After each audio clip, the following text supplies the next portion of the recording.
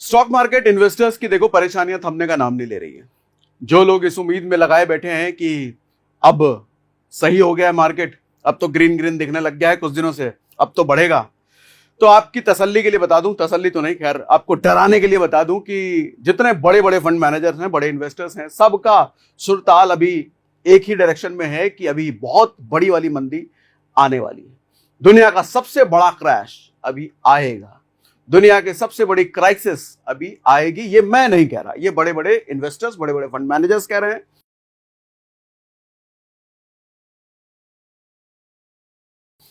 लेकिन साथ में ऐसा भी है कि सारे ही लोग नेगेटिव नहीं बात कर रहे हैं, सारे ही लोग क्राइसिस और मंदी की बात नहीं कर रहे हैं। कुछ लोग ऐसे भी हैं जो कि पॉजिटिव भी हैं, जो कह रहे हैं कि मार्केट अभी अच्छा होगा। तो पूरा लॉजिक, तथ्य, सब कुछ बात करेंगे, कौन क्या कह रहा है और क्यों कह रहा है, क्या लॉजिक है, नेगेटिव है तो क्यों नेगेटिव है, पॉजिटिव है तो क्यों पॉजिटिव है, ये सब कुछ आज डिटेल में समझेंगे। लेकिन सबसे पहले आपको टेस्ला के बारे में बता दूं। टेस्ला जानते हैं ना, इलॉन मस्क, टेस्ला। सर दिसंबर 24 से अब तक ये 50% शेयर गिरा है। 50% अगर आप नहीं समझ पा रहे हैं तो थोड़ा समझिएगा। ये 1.6 ट्रिलियन का इनका मार्केट कैप था। 1.6 ट्रिलियन कितना होता है सर? भारत की इकोनॉमी, पूरे देश की इकोनॉमी इस वक्त है 3 ट्रिलियन की, और 3 ट्रिलियन का लगभग आधा इलॉन मस्क के टेस्ला कंपनी का मार्केट कैप था। उसके 50% गिरने का मतलब अभी वो 800 बिलियन पर आ चुका है। यानी कि 800 बिलियन कहने का मतलब भारत की इकोनॉमी का अभी भी गिरने के बाद भी 1/4 पर ये है।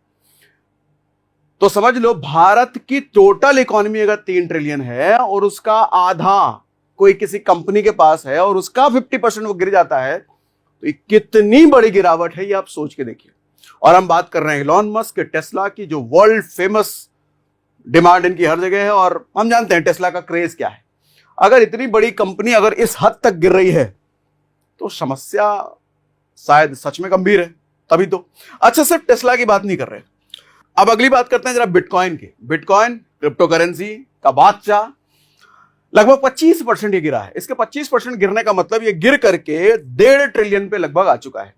जैसा मैंने कहा, भारत की इकोनॉमी 3 ट्रिलियन, 3, सवा 3, 3.5 के आसपास रहता है। तो वहां से अगर 1.5 ट्रिलियन ये गिरा है तो भारत की इकोनॉमी से कंपैरिजन आप इसको भी कर सकते हो कि ये भी कितनी बड़ी गिरावट है। उसके बाद एनवीडिया का भी कुछ इसी तरीके से कि 1 trillion since reaching a record high earlier this year, मतलब 1 ट्रिलियन ये गिर गया। 1 ट्रिलियन गिर गया भैया, इतनी बड़ी बड़ी कंपनी। तो इतनी बड़ी गिरावट है क्यों? चाचा क्या रीजन है, कौन क्या कह रहा है, जरा मुझे समझाओ, जरा डिटेल में समझाता हूं। पहले कुछ न्यूज हेडलाइन दिखा देता हूं, फिर जरा डिटेल में उतरते हैं। इतिहास की सबसे बड़ी गिरावट आने वाली है। रिच डैड पुअर डैड के लेखक रॉबर्ट कियोसाकी की चेतावनी कैसी है, बात करेंगे इसमें जरा डिटेल में। दुनिया के दिग्गज इन्वेस्टर मार्क फेबर ने रिटेल इन्वेस्टर को बोला कि इससे पहले कि और ज्यादा देर हो जाए, जो कुछ भी बचा है बेच के निकल जाओ, ऐसा ये कह रहे हैं। क्यों कह रहे हैं, जरा इसके डिटेल में भी आएंगे।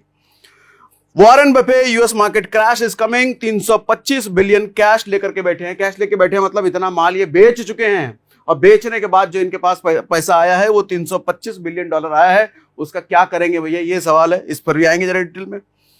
Indian equities recover lost ground, Morgan Stanley, आएंगे इस पर बात करेंगे।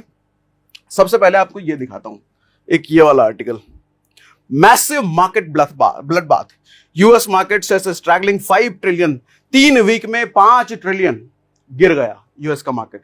हमारे भारत की इकोनॉमी 3, सवा 3, 3.5, ये 5 ट्रिलियन गिर गया 3 वीक में। अच्छा, इसका सबसे बड़ा वजह देखो, वजह ही बताता हूं, कहां गया, कोलैप्स वीकेंड शॉर्टली, S&P 500, ये सब गिर गया। अच्छा, जरा ये लाइन ध्यान से सुनिएगा कि भैया इस president Donald Trump trade war fuelling this financial turmoil, कहने का मतलब कि ये जो टैरिफ वॉर है डोनाल्ड ट्रंप की द्वारा निकाला गया, छेड़ा गया, क्या ये सबसे बड़ा रीजन है? तो जवाब में इनका कहना है कि one of the biggest culprit behind the downturn, president Donald Trump. ये जो पूरी दुनिया की इकोनॉमी इस वक्त त्राहिमाम कर रही है, सिर्फ भारत की इकोनॉमी नहीं, पूरी दुनिया की, उसका सबसे बड़ा कल्प्रिट, सबसे बड़ा कारण, सबसे बड़ा रीजन है ये चाचा अपने डोनाल्ड ट्रंप। जब से प्रेसिडेंट बने हैं, पूरी दुनिया पॉजिटिव थी इनको लेकर के, डोनाल्ड ट्रंप आए हैं, अब दुनिया में अच्छी चीजें होंगी क्योंकि पास्ट रिकॉर्ड इनका ठीक रहा है। लेकिन इस बार जब से राष्ट्रपति बने हैं कि इनका रवैया बिल्कुल अलग है।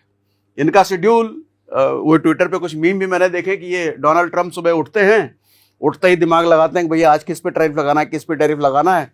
दोपहर आते आते ये 2-4 देशों पर कुछ कुछ टैरिफ अनाउंस कर देते हैं और रात को सोते सोते ये कहते हैं पहले टैरिफ वापस अगले दिन देखेंगे। अब अगले दिन सुबह फिर उठते हैं, फिर इनका यही डेली का शेड्यूल अभी चल रहा है। सुबह से उठो भैया, एक देश पर टैरिफ लगाओ, अगले दिन रात तक वापस ले लो, फिर टैरिफ लगाओ, फिर वापस ले लो। तो ये इस तरह की जो हरकत है, इन्होंने पूरी दुनिया को अनसर्टेनिटी में डाल दिया है कि ये आदमी क्या करेगा, कब करेगा, कुछ नहीं कह सकते। और इसी की वजह से पूरी दुनिया अनसर्टेनिटी की वजह से अपना गोल्ड रिजर्व बढ़ाई जा रही है। अब गोल्ड रिजर्व बढ़ाने का क्या मतलब होता है, आऊंगा जरा इसके बारे में भी बताऊंगा। और कुछ डेटा मैं लेकर के आया हूं कि गोल्ड रिजर्व कौन सी देश ने कितना बढ़ाया है, ये सब भी आज आपको सीखने को मिलेगा। ठीक है, तो ये चाचा है भैया सबसे बड़ा reason. Is there any sign of economic slowdown versing the crash? Economic slowdown का कोई क्रैश है? तो ये कह रहे हैं भैया चारों तरफ यही साइन है, इकोनॉमिक स्लो डाउन ही हो रही है। ठीक है, 3 हफ्तों में अमेरिकी बाजार में 5 ट्रिलियन का नुकसान। जैसा मैंने आपको बताया कि S&P 500 इंडेक्स ने 19 फरवरी 2025 में LTH अपने भैया मार्केट कैप $52 ट्रिलियन से गिर के ये $47 ट्रिलियन पे आ चुके हैं। लगभग 10% का ये करेक्शन हुआ है। ठीक है, डोनाल्ड ट्रंप की टैरिफ वॉर और खराब इकोनॉमिक नंबर से अनसर्टेनिटी बढ़ी है और यह बड़ा कारण रहा है। अच्छा, इसके साथ ही रॉबर्ट कियोसाकी का भी ये कहना है। हालांकि रॉबर्ट कियोसाकी को मैं बहुत ज्यादा सीरियसली नहीं लेता। इसका कारण क्या है, देखो रॉबर्ट कियोसाकी एक कितने बड़े इन्वेस्टर हैं ये मैं नहीं जानता। मैं इनको एज अ ऑथर के रूप में जानता हूं। ये एक ऑथर है, अच्छे ऑथर है, अच्छी किताब लिखी है, अच्छी पॉपुलैरिटी वाली किताब लिखी है। तो इनके प्रेडिक्शन को मैं बहुत ज्यादा सीरियसली नहीं लेता, लेकिन सुन लेते हैं ये भी क्या कहते हैं। है तो बड़े भैया दुनिया भर में फेमस है। ये कह रहे हैं कि एवरीथिंग बबल इज बर्स्टिंग, सारे बबल अब फट रहे हैं। मैं डर में हूं कि अब ये इतिहास का सबसे बड़ा क्रैश की शुरुआत अब हो चुकी है, ऐसा ये कह रहे हैं। अच्छा, ये लंबा चौड़ा इन्होंने कहानी लिखा है कि ये देश वो देश, ये मतलब क्रैश क्रोश की। मैं क्यों कह रहा हूं कि इनको मैं बहुत ज्यादा सीरियसली नहीं लेता। दरअसल इनका लॉजिक ये है कि 2014 में मैंने किताब लिखी है और 2014 में जो मैंने किताब लिखी थी उस किताब में मैंने बताया था कि इतिहास का सबसे बड़ा क्रैश आने वाला है। तो 2014 में बताया था भैया, अभी 2025 चल रहा है, तो 10 साल पहले तुमने बताई। ये क्या लॉजिक, मेरे को कुछ ज्यादा समझ नहीं आया। मतलब ये है कि मैं अभी खड़ा खड़ा बोल दूं कि स्टॉक मार्केट में बुल रन आएगा, ये मेरी प्रेडिक्शन है। तो भैया आज हो, 2 साल बाद हो, 10 साल बाद हो, ये प्रेडिक्शन सच होगी और उसका क्रेडिट मैं लेकर के घर चला जाऊंगा। मैंने बोला था बुल रन आएगा। तो ये कुछ वैसा ही मुझे लग रहा है कि भैया 2014 में तुमने बोला था क्रैश आएगा और 2025 में आ रहा था तुम्हारा प्रेडिक्शन। तो इसलिए मैंने बोला कि इनको मैं बहुत ज्यादा सीरियसली नहीं लेता। लेकिन हाँ, कुछ लोग हैं जिनको सीरियसली लेना बनता है। बात करते हैं अभी कौन कौन है। आओ, ये इनका ट्वीट का पूरा स्क्रीनशॉट मैंने यहां पे लगाया है। अच्छा, exit on rebound, Marc Faber का बेसिकली ये कहना है। कौन है मार्क फेबर वाला, कहा गया मार्क फेबर, ये है मार्क फेबर। देखो, मार्क फेबर बेसिकली एक बहुत बड़े इन्वेस्टर हैं, बहुत बड़े फंड मैनेजर हैं। इनका ये कहना है कि अभी जैसे ही आपको मार्केट में रीबाउंड दिखता है, मतलब जरा भी आपको दिखता है कि मार्केट रिकवर कर रही है, ग्रो कर रही है, जो लेकर के पास में रखे हो उसको बेचो और निकल जाओ, क्योंकि हो सकता है ये मौका आपको दोबारा ना मिले, ऐसा मार्क फेबर कह रहे हैं। मार्क फेबर के अकॉर्डिंग कहना इनका यह है कि holding precious metals, gold, silver, ये सब होल्ड करना कहीं ज्यादा बेहतर ऑप्शन है इस वक्त इंडियन स्टॉक मार्केट में इन्वेस्ट करने से। Viable alternative for Indian investor as a value of rupee, क्योंकि ये कह रहे हैं कि रूपी का वैल्यू अभी और ज्यादा भयंकर तरीके से गिरने वाला है। हालांकि अब कितना गिरेगा भैया, लगभग 90 के आसपास तो हम लोग आ चुके हैं। $1 बराबर लगभग 90 रुपए तो हम देख ही रहे हैं। अब इससे गिर करके कहां 100 रुपए जाएगा। तो इनका कहना है कि अभी और ज्यादा गिरेगा। तो इसलिए सेफर ऑप्शन ये है कि स्टॉक मार्केट में पैसा आपने रखने से अच्छा है कि प्रीशियस मेटल जैसे गोल्ड और सिल्वर में रखें, वहां पर आपके पैसा गिरने का खतरा कम है कंपैरेटिवली स्टॉक मार्केट, ऐसा मार्क फेबर कह रहे हैं। ये हैं वो चाचा। ठीक है, अब वापस जरा मैं अपने वर्ड डॉक्यूमेंट पर आता हूं और क्या क्या चीजें हैं। अच्छा, यहां पर जरा हिंदी में मैंने कुछ चीजें लिख दी हैं। डॉक्टर ड्रूम के नाम से भी जाने जाते हैं, स्विस इन्वेस्टर्स, मार्केट के दिग्गज हैं मार्क फेबर। एक लंबी और ग्लोबल मंदी आने वाली है, ऐसा ये कह रहे हैं। मार्केट के रीबाउंड में माल बेचने को निकल जाना ही सही रहेगा, ये मैंने आपको बता दिया। 1987 की ग्लोबल मंदी की सही भविष्यवाणी ये कर चुके हैं मार्क फेबर। अच्छा, आप पूछोगे भैया ये पिछला कोई प्रेडिक्शन किया है इन्होंने, कुछ किया भी है, ऐसे कैसे में इनकी मान ले बात। तो 1987 की जो मंदी आई थी उनका प्रेडिक्शन इन्होंने पहले किया था कि मंदी आने वाली है, और वो महामंदी थी, बहुत बड़ी मंदी थी, और ये कह रहे हैं कि उसी तरह की मंदी एक बार दोबारा आने वाली है, ये इनका प्रेडिक्शन है। 19 अक्टूबर 1987 में अमेरिकी बाजार में भयंकर क्रैश हुआ था। डाउ जोन्स 23% गिर गया था, लगभग 1.7 ट्रिलियन का नुकसान हुआ था। तब अमेरिकी इकोनॉमी करीब 5 ट्रिलियन की थी। अभी जितना गिर गया है उतना ही टोटल इकोनॉमी थी उस वक्त। तो उस वक्त इनका प्रेडिक्शन बिल्कुल सही हुआ था। अच्छा, अगला फिर वॉरेन बफे। वॉरेन बफे को हम सब जानते हैं। वॉरेन बफे के साथ क्या हुआ है, यहां थोड़ा हिंदी में आते हैं। लालच बुरी बला, 325 अरब कैश लेकर के बैठे हैं वॉरेन बफे। आखिर क्या है इनका प्लान? देखो, बेसिकली ये आप देखोगे पिछले साल से ये लगातार ही बेचे जा रहे हैं अपना स्टॉक मार्केट का माल सारा, और बेच बेच करके लगभग 325 अरब डॉलर ये इकट्ठा कर चुके हैं। तो यहां पर मीडिया का सवाल ये है कि भैया इतना पैसा का ये करेंगे क्या? अच्छा, ये स्टॉक मार्केट से तो पिछले 1 साल से बेच करके निकल चुके हैं। आपको यहाँ पे इनके बारे में थोड़ा दिखाऊं क्या क्या बेचा है इन्होंने, कितना कितना बेचा है। पिछले साल की शुरुआत में इन्होंने बर्कशायर के पास, बर्कशायर हाथवे इनकी कंपनी जो है, उनके पास एप्पल के 906 मिलियन शेयर थे, जिसकी वैल्यू थी लगभग 174 बिलियन। अब इन्होंने क्या किया, पिछले 1 साल में एप्पल के 67% शेयर बेच दिए हैं, यानी कि लगभग 70% आप समझ लो माल बेच दिया इन्होंने एप्पल का। अब जब इतना बड़ा इन्वेस्टर किसी कंपनी का माल अगर बेच रहा है, तो यूं ही तो नहीं होगा कि डोनाल्ड ट्रंप की तरह सुबह सुबह उठे, भैया टैरिफ लगा दो, रखने का बननी है, बेच दो। ऐसा तो होगा नहीं। वॉरेन बफे कौन है हम सब आप जानते हैं। तो इसका मतलब कुछ तो प्रेडिक्शन होगी, कुछ तो सोच होगी इनकी। इतना माल अगर बेचा है, इनको तो लग तो रहा होगा कुछ कि आगे मैं प्रॉफिट नहीं कमा सकता, या लॉस होने की प्रोबेबिलिटी है, तब तो इतना 70% माल बेच दिया। ठीक है, अब इनके पास 300 मिलियन ही शेयर बचे हैं एप्पल के। अच्छा, कंपनी ने बैंक ऑफ अमेरिका को भी बेचा है, लगभग 41 बिलियन से 30 बिलियन की होल्डिंग इनकी रह गई है। 11 बिलियन के आसपास इन्होंने इसको भी बेचा है। फिलहाल वॉरेन और उनकी कंपनी बर्कशायर लगभग 325 बिलियन कैश लेकर के बैठी है, पैसा लेकर के बैठे हैं। कहां डालें हम? ठीक है, होम सर्विस अमेरिका नाम की कंपनी है जिसको वॉरेन बेचना चाह रहे हैं। अच्छा, वॉरेन बफे का बेसिकली अभी स्टॉक मार्केट को लेकर के तो इनका बिकवाली चालू है ही, लेकिन साथ में अब इनका स्ट्रैटेजी रियल एस्टेट को लेकर के भी नेगेटिव है। बेसिकली इनका मानना है कि अब रियल एस्टेट में भी बड़ा फॉल आ सकता है। हालांकि एक चीज है कि अमेरिका यूएस की रियल एस्टेट और भारत का रियल एस्टेट में बहुत ज्यादा कनेक्शन है नहीं। स्टॉक मार्केट तो डायरेक्टली कनेक्टेड है, वहां हिलेगा तो यहां तो हिलना तय है, लेकिन रियल एस्टेट मुझे लगता है, मैं कह रहा हूं, ज्यादा कनेक्शन मुझे दिखता नहीं है रियल एस्टेट में। तो अगर वहां का रियल एस्टेट मार्केट खराब होता भी है तो ऐसा मुझे लगता है कि शायद इंडिया के रियल एस्टेट को उतना फर्क ना पड़े। लेकिन हाँ, इनकी अगली प्रेडिक्शन ये जरूर है कि शेयर मार्केट का तो हाल तो खराब है, अभी और खराब होगा। अब अगला नंबर रियल एस्टेट का है। ठीक है, ये तो विदेशियों की हमने बात कर ली। अब जरा देशियों की बात कर लें। देशी में कौन कौन है, क्या क्या बोल रहे हैं। देसी स्टॉक मार्केट के दिग्गज भैया शंकर शर्मा, एक हमने शॉर्ट भी बनाया था इस पर। शेयर बाजार में आया असली बेयर मार्केट, निफ्टी अगले 5 साल तक देगा 0 रिटर्न। अगले 5 साल तक आप कुछ कमाओगे ही नहीं निफ्टी से। मतलब 5 साल तक भैया कुछ नहीं हो सकता शेयर मार्केट से। कहीं और चले जाओ, सोना ले लो, सिल्वर ले लो, एफडी कर लो, ऐसा इनका कहना है। अब ये क्या कह रहे हैं कि अगले 5 साल तक इंडियन स्टॉक मार्केट से रिटर्न नामुमकिन है। भैया वर्ड सुनो इनके, ये इनके वर्ड हैं। कह रहे हैं नामुमकिन है, हो ही नहीं सकता, मुश्किल नहीं है, नामुमकिन है। इंडियन स्टॉक मार्केट बियर की गिरफ्त में आ चुका है। स्मॉल कैप और मिड कैप की जोरदार पिटाई इसका प्रूफ है। शंकर शर्मा का बेसिकली ये कहना है। अच्छा, इनका आर्टिकल ही दिखा देता हूं, कौन सा वाला आर्टिकल था इनका। शंकर शर्मा किधर गए? ये है क्या? हाँ, ये रहा शंकर शर्मा। ये है भैया, एकदम हीरो वाला लुक है, लेकिन इनका मूछ लगा करके पुराने जमाने के राजेश खन्ना टाइप लग रहे हैं। ये राजेश खन्ना का लेकिन मूछ नहीं था उनका। खैर, भारतीय शेयर बाजार को लेकर के बड़ी चेतावनी इन्होंने दी है। मुंबई में आयोजित वो वाली बात कहां गई जो मैं आपको दिखाना चाह रहा हूं। हाँ, शंकर शर्मा ने कहा कि भारतीय शेयर बाजार में बुल रन का दौर अब समाप्त हो रहा है।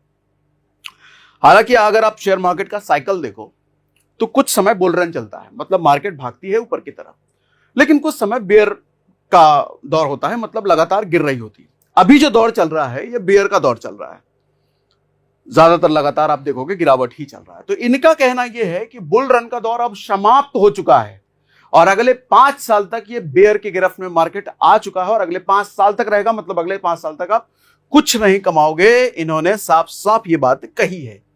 अब बाजार में यह सीमा 5 साल की है। अगर बुल बहुत तेज दौड़ चुका है, इनका कहना है कि बुल बहुत तेज दौड़ चुका है, जिसकी वजह से आपने स्मॉल कैप और मिड कैप में बहुत तेजी देख ली, बहुत रुपया पैसा वहां बन गया, लेकिन अब बुल थक चुका है।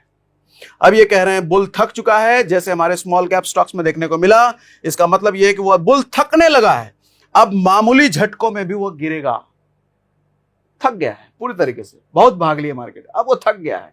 अब जरा भी झटका लगेगा। अभी इंडसइंड का झटका देखा ना, आरबीआई ने भैया वार्निंग ही थी सिर्फ, कुछ बड़ा बहुत कुछ नहीं हुआ था। इंडसइंड कहां गिर गया? 27% एक दिन में धड़ाम।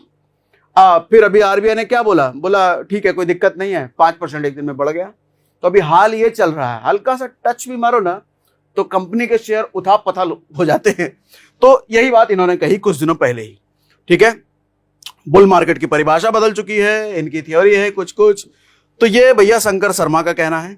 उसके बाद समीर अरोड़ा, शेयर बाजार अगले 1-2 महीने में छू लेगा बॉटम, फिर आएगी 7 से 8% की तेजी। दिग्गज फंड मैनेजर समीर अरोड़ा 1-2 महीने में बॉटम छुएगा। हम जो कह रहे हैं ना ये 22,500, 300 या 22,000 का यह असली बॉटम बन गया, इनका कहना है ये बॉटम नहीं है, ये 1-2 महीने बाद बॉटम बनेगा। ठीक है, और जब बॉटम बन जाएगा उसके बाद 7-8% की तेजी आएगी। ठीक है, हेलियोस कैपिटल के समीर अरोड़ा मार्केट को लेकर के थोड़ा पॉजिटिव हैं, उनकी तरह नहीं है शंकर शर्मा की तरह कि 5 साल तक भैया कुछ बनेगा नहीं, तुम्हारा कुछ नहीं कमा पाओगे, ये ऐसा नहीं कह रहे। ये कह रहे हैं 1-2 महीने में बॉटम बन जाएगा, उसके बाद थोड़ा बहुत कमा लोगे। लेकिन राइट नाउ उनका कॉल खरीदने का नहीं है मन। उनका कहना है कि बाजार अभी भी अपने बॉटम से दूर है, कुछ महीनों बाद बनेगा बॉटम, 1-2 महीने बाद बनेगा बॉटम। बॉटम के बाद 7-8% की तेजी आ सकती है बाजार में। ठीक, उसके बाद नेगेटिव तो मैंने आपको सारा कुछ बता दिया, थोड़ा पॉजिटिव भी बता देता हूं। ये वॉरेन बफे वाली बात है, और कुछ बचा क्या? ये समीर अरोड़ा वाली बात हो गई। अच्छा, थोड़ा सा 1-2 और नेगेटिव बताता हूं, फिर पॉजिटिव पर आता हूं। देखो हुआ क्या है, gold prices surge by 37% as central bank ramp up purchases. मतलब जो सेंट्रल बैंक है भैया, गोल्ड लगातार खरीदी जा रही है। और सिर्फ भारत में ऐसा नहीं हो रहा है, दुनिया के बड़े बड़े देशों में भी ऐसा हो रहा है। वो अपने गोल्ड रिजर्व बढ़ा रहे हैं, गोल्ड ज्यादा खरीद रहे हैं। अब समझिएगा जरा, गोल्ड ज्यादा खरीदने का मतलब क्या होता है। गोल्ड कब कोई देश ज्यादा खरीदता है, रिजर्व बढ़ाता है? जब दुनिया के बाजार में अनसर्टेनिटी बढ़ती है। अनसर्टेनिटी मतलब क्या होगा भैया, कौन मरेगा खपेगा हमको नहीं पता, बाजार कहां जाएगा, पाताल में जाएगा, आसमान में जाएगा, पता नहीं है। तो ऐसे में सरकारें सेफ्टी के लिए गोल्ड खरीदती है, मेटल्स पर ज्यादा इन्वेस्ट करती है, अपना फॉरेक्स बढ़ाती है। क्यों? क्योंकि कल को कुछ उथापथल हो गया भैया, तो देश की जो करेंसी है, अब हमारे देश की करेंसी रुपया है, अब ऑलरेडी ये गिर करके 87-88 रुपए जा चुकी है, ये और ज्यादा गिरेगा। तो हमारे करेंसी की वैल्यू अगर लगातार ऐसी तरीके से गिरती रही और भी ज्यादा, तो चीजें महंगी हो जाएगी, महंगाई हो जाएगी। हम जो पैसा दे करके, बाहर के देशों को पैसा दे करके हम माल खरीदते हैं बाहर के देशों से, अभी हम अगर 100 रुपए दे करके कोई चीज खरीद रहे हैं, तो उसी चीज को खरीदने के लिए हमको 150 रुपया देना पड़ेगा, 200 रुपया देना पड़ेगा, 300 रुपया देना पड़ेगा। तो सोचो हमारे देश का पैसा कितना ज्यादा खर्च होगा, यानी कि महंगाई कितनी होगी। हमें 1 रुपए मतलब एक चीज कितनी ज्यादा महंगी खरीदनी पड़ेगी बाहर के देशों से, और इसका असर इकोनॉमी क्रैश की तरफ लेकर के जाएगा। और इकोनॉमी क्रैश होने का मतलब शेयर बाजार बचेगा नहीं बचेगा। तो अब इस खतरे, ये जो डर होता है, इस डर से बचने के लिए देश गोल्ड रिजर्व बढ़ाते हैं कि भैया रुपया अगर हमारा गिर भी गया ना, तो गोल्ड है हमारे पास, हमको बाहर के देशों से कुछ, क्योंकि देखो गोल्ड का जो रेट है, यहां जो रेट है दुनिया के किसी भी कोने में वही रेट होगा, तो उसका रेट अलग अलग नहीं होता है। लेकिन रुपया का रेट तो अलग अलग डॉलर के कंपैरिजन में फिर देखा जाएगा ना। तो इसलिए गोल्ड रिजर्व बढ़ाया जा रहा है। अब जरा दिखाता हूं आपको कौन से देश के पास कितना गोल्ड रिजर्व इस वक्त है। यहां कंट्रियों के नाम है और यहां पर कितना टन सोना उनके पास है। आप देखें इसमें सबसे बड़ा नंबर 8,000 टन का है। अब ये 8,000 टन, दुनिया में सबसे ज्यादा सोना 8,000 टन कौन से देश के पास हो सकता है? ऑब्वियस सी बात है भैया, गेस कर लिए होंगे, यूनाइटेड स्टेट्स ऑफ अमेरिका। दुनिया का सबसे ज्यादा सोना लेकर के बैठा है वो 8,000 टन। अब आप पूछोगे इतना सोना इनके पास कैसे आ गया, कहां से लेकर के गए? हमारा सारा सोना यही लेकर के गए हैं क्या? लेकर के गए होंगे, लेकिन एक लॉजिक बड़ा ये भी है कि इनके पास वो करेंसी है जो दुनिया भर में चलती है। कौन सी करेंसी? डॉलर। अच्छा, दुनिया भर के देशों को क्या चाहिए? या तो सोना चाहिए या डॉलर चाहिए, हाँ, ट्रेड करने के लिए, दूसरे देशों से माल खरीदने के लिए। अब इन्होंने क्या बोला कि भैया हमारा जो डॉलर है सोने के बराबर है, तुम एक काम करो, डॉलर ले लो, डॉलर में ट्रेड करो, अपना खरीद बिक्री करो, और बदले में तुम्हारा वाला सोना हमको दे दो। तुम हमको सोना दो, हम तुमको बदले में डॉलर देते हैं। तो सारे देशों के साथ इन्होंने यही हिसाब किताब रखा है। तो भैया दुनिया भर के देशों का सोना इन्होंने इकट्ठा कर रखा है, दुनिया भर को अपना डॉलर पकड़ा पकड़ा करके। तो 8,000 टन इनका है। उसके बाद जो दूसरे नंबर का देश है वो है 2,200 टन। कौन है ये? चाइना। तो यूएस के बाद आप इसको ऐसे भी देख सकते हो कि दुनिया में सबसे ज्यादा संपत्ति, सबसे अमीर देश कौन है, आप इसको ऐसे भी देख सकते हो। तो सबसे अमीर देश आपको दिख रहा है यूएस है। उसके बाद जो दूसरा सबसे अमीर देश है वो चाइना है। हमारा नंबर कहां है? भारत किधर है इसमें? भारत ये रहा भैया, इंडिया 800 टन लेकर के बैठा है। हम चाइना से बहुत पीछे हैं और यूएस से तो बराबरी करना ही बेकार है, तो हम सिर्फ 800 टन लेकर के बैठे हैं। ठीक, तो ये है। अच्छा, इसमें गुड न्यूज क्या है? गुड न्यूज के बारे में आखिरी बताता हूं। देखो, गुड न्यूज ज्यादा है नहीं अभी, गुड न्यूज बहुत छोटी सी है।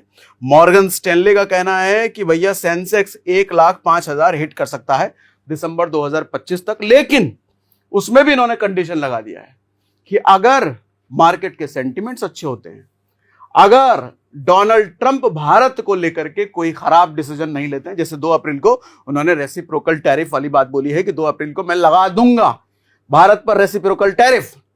अगर वो टैरिफ नहीं लगता है, अगर भारत अपने मैन्युफैक्चरिंग पर फोकस करता है, अगर यूएस और भारत के रिश्ते अच्छे होते हैं, डोनाल्ड ट्रंप भारत को धमकी नहीं देता बार बार रोज के रोज कुछ ये कर दूंगा वो कर दूंगा, अगर ये सारे सर्कमस्टेंसेस अच्छे होते हैं, तो मॉर्गन स्टैनले का कहना है कि सेंसेक्स 1 लाख जाएगा।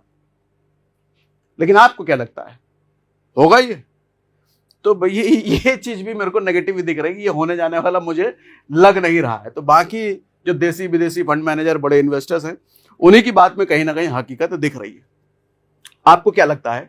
कमेंट बॉक्स में ये मेरे को जरूर बताइएगा, क्योंकि ये अनसर्टेनिटी अभी पूरी दुनिया के मार्केट में, सिर्फ भारत के लिए नहीं है, पूरी दुनिया के मार्केट में है। और ज्यादातर लोगों का यही कहना है कि ये महामंदी है भैया, महामंदी। कुछ और चीजें मैं मिस कर गया, मैं और चीजें बता देता हूं कुछ। हाँ, लेकिन अगर ये मंदी जारी रही तो सेंसेक्स 70,000 पर अपना साल खत्म करेगा, ये मॉर्गन स्टैनले ने कहा है कि अगर ये मंदी जो भी चल रही है, अगर ऐसा ही चलता रहा तो ये 2025 का जो साल है, ये सेंसेक्स 70,000 पर मतलब अभी गिरावट जारी रहेगी, इन्होंने भी ये बोल दिया है। बाकी आपको क्या लगता है कमेंट बॉक्स में लिख के हमको जरूर बताइएगा। और लॉन्ग टर्म इन्वेस्टर के लिए भैया आप लोग घबराए हुए रहते हैं, तो मैं बार बार आपको कह दूं, अगर आप लॉन्ग टर्म इन्वेस्टर हो, 15-20 साल का हॉरिजन लेके बैठो, तो टेंशन नॉट अल्टीमेटली देखो शेयर बाजार ऊपर ही जाता है। ठीक है, तो आपने अगर इन्वेस्टमेंट नहीं कर रखा है, डिमैट अकाउंट आपको एक चाहिए, तो हमने डिमैट अकाउंट खुलवाने का फ्री लिंक हमको आपको डिस्क्रिप्शन और पिन कमेंट में दे दिया है। बाकी ऐसे इन्फॉर्मेशन हम लगातार दिन भर में 8 बार 10 बार अपने free Telegram channel, verified blue tick verified channel में हम डालते रहते हैं। वो वेरीफाइड और ब्लू टिक पर जोर इसलिए दे रहा हूं कि कहीं फर्जी टेलीग्राम चैनल में मत जुड़ जाना, कुछ ना कुछ आपको बहाने वहाने देकर के आपसे पैसे खींच लेंगे, फिर आप हमको ईमेल करोगे भैया हम ठगा गए। वो हमारा है ही नहीं भैया, हमारी सारी चीजें फ्री हैं। तो फ्री टेलीग्राम चैनल से जरूर जुड़िए, जिसका लिंक, ओरिजिनल लिंक हमने डिस्क्रिप्शन में दे रखा है, और रेगुलर इन चीजों से अपडेटेड रहिए। और आपको क्या लगता है, किसके फेवर में हो आप, इन लोगों के फेवर में, या आपको लगता है कि नहीं भैया अब तो बढ़ेगा मार्केट? कमेंट बॉक्स में जरूर बताइएगा, पढ़ूंगा मैं एक एक कमेंट। और हाँ, अरे सब्सक्राइब बोल दे क्या, अभी तक देखो मैं कभी बोलता भी नहीं था, लेकिन अब सोच रहा हूं बोलूं। सब्सक्राइब बटन पर क्लिक कर देना अगर आपने अभी तक सब्सक्राइब नहीं किया है, क्योंकि हम ऐसे ही धासु चीजें इस पर लाते रहते हैं। चलो भैया बंद करो बस, इतना ही आज के लिए।